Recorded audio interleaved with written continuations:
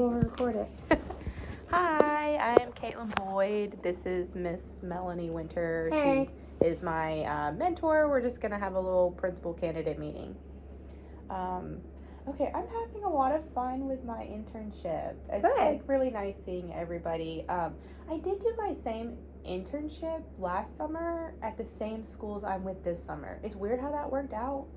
But I'm it at should the have been same different. schools. Is it different facilitators? It is totally so that different. makes a difference It because sure as does. you change schools and you change locations, you're going to see many different leadership styles.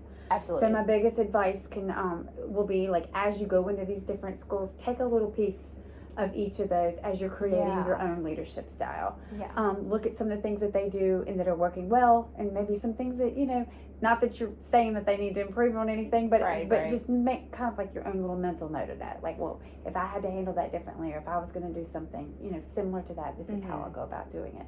But I always think it's great when you get to go to different schools and work under different people, because you do get to pull those experiences and those different leadership qualities out from each of those people and say, okay, I want to do that. I want to be like that. But I don't want to do this. And so I think that's kind of one of the benefits of going to different places and different schools during your internship process. Well, and then I've the facilitator at Murphy. She was like one of the TLA math curriculum people, but now she's just the math coach there. Okay. And obviously she's like their data guru, and that's really interesting to me. Data is a huge part in special ed, but it's different.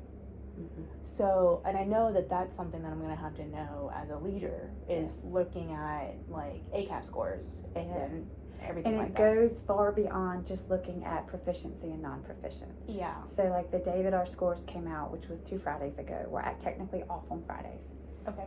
The majority of elementary principals worked that morning. They hit the Ames portal at like 2 a.m. Mm-hmm. We were all awake. Everybody was waiting on their scores, and we all got to our schools.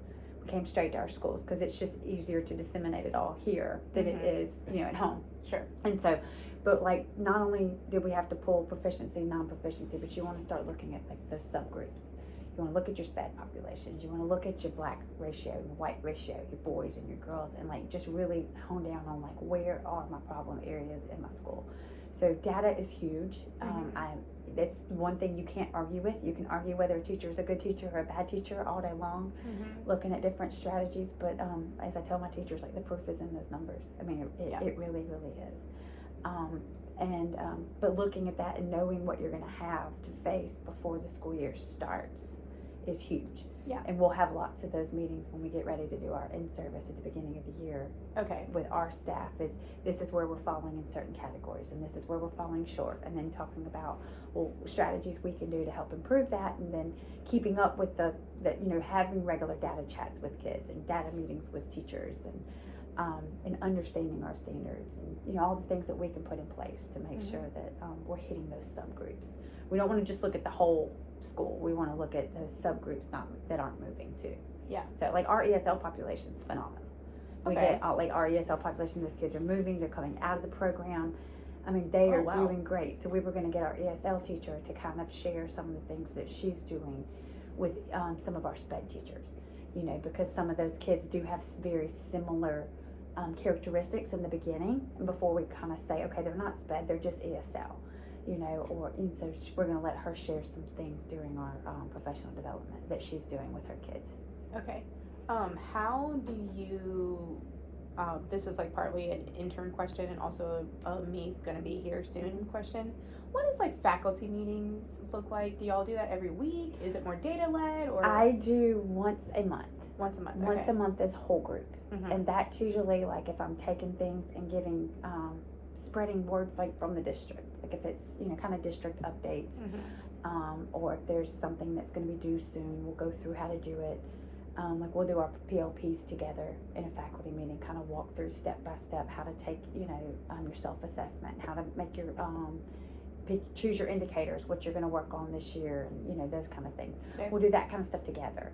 The data meetings where we really like hone in on specific grade level data, those are going to be done during the week. Those will be done during your planning times. So one planning time a week, you're asked to give up and meet with our coaches. And one of the admins will be in there as well to help go over upcoming standards, pre-test, post-tests, what those kids look like they're going to need help on, how they're performing in certain areas. So like the grade level specific data is going to be done during your grade level planning time. We'll do a beginning of the year data meeting whole group as a school. We'll do a middle of the year check-in whole school, and then we'll do kind of like an end of the year check-in whole school. Those will be done during faculty meetings, but everything else that's like grade level specific will happen during your grade level meetings. Okay. Very cool. Okay, I like that. Now, like, if you, obviously, because this happens on a regular basis, where you get information that you have to tell everybody, and it's not like a monthly faculty meeting day, do you just, like, regularly email staff? How do you do that? Sometimes, and then sometimes I'll ask for, like, a Google receipt, or I'll put Because this something in a school is so form. big. It is so big. And to be honest, probably 70% of them check their emails. Yeah. So the other 30 probably won't. So I try to be careful of how many emails I send out a week, so that they are more likely to read the ones that you do send. Yeah. I do send out a Sunday night newsletter on Sundays, Okay. and it just kind of gives you the upcoming plan for the week. Okay. So my teachers know that, like, so if I get anything from the district, it's usually going to go in that Sunday night email. Yeah. But like during the week, I don't send anything out. It's pretty, and so if something does go through, they know, okay, I've got to read this. Yeah. They get so bombarded with emails, and and they don't have time to check them throughout the day. Right. So I try really hard to not send them, put everything together on one, and then send it all on Sunday nights. Okay. It's usually the plan. Very cool. Okay, I think I'm going to stop the video because I have Okay. more personal questions to ask. So I'm going to stop the video. All right. So thank you, Miss Thank Winter. you.